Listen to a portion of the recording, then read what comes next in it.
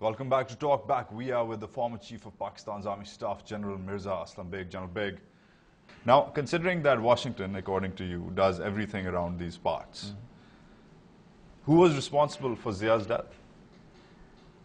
Well, I won't give a clear verdict on it, but if there was a criminal investigation made, if all the 5 inquiries which were made, inquiry by the Army, the Joint Services inquiry by the ISI, and then the commissions by the Benazir government, by Nawaz Sharif government, if we had put together all the evidence, I'm sure we would got a lead to the crime committed by conspiracy from outside in collaboration with people from within Pakistan. Outside is a lot of countries. Well, I mean, there are so many things to say that Americans, when one single soldier dies, they make a hell out of it. Their ambassador died, their defense attaché died, and they made no serious inquiry into it. Why was sufficient information not released about President Zia's death? Why was the investigation so bleak? Well, you have to ask this question first from Benazir, because she, when I approached her and requested her that please carry out a proper investigation, a criminal investigation, she appointed a judicial commission, inquiry commission, Mr. Bandial.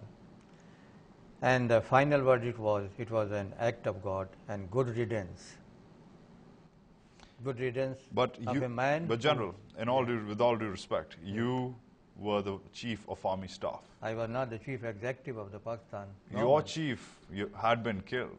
Pardon? Your chief had been killed. The man who made you the Vice Chief had been killed. Yeah. Didn't you want to follow up and bring closure to a case?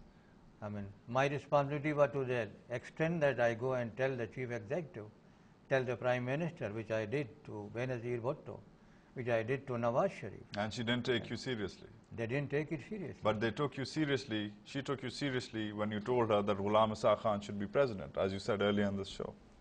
So why didn't she take you seriously for Zia's? You ask them. What was the compulsion on them? So this is because interesting. So Benazir listens to you on some issues and doesn't listen to you on some issues. Right. Did you push for Zia's investigation? Pardon? Did you push harder for Zia's investigation? I did whatever I could in my own capacity, in my personal capacity. I talked to even Ghulam Isa Khan. I said proper inquiry, criminal investigation should be carried out. And there was enough evidence to find out who was behind it. Zia's son says, Ijazul Haq says, top military hierarchy was involved. Well, he had been minister, part of the government, twice, in Nawaz Sharif government and now. Why doesn't he hold the inquiry now? So who did it, General? Who killed Zia?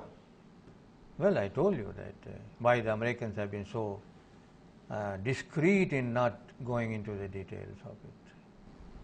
Because they knew that if they do, the conspiracy would be revealed.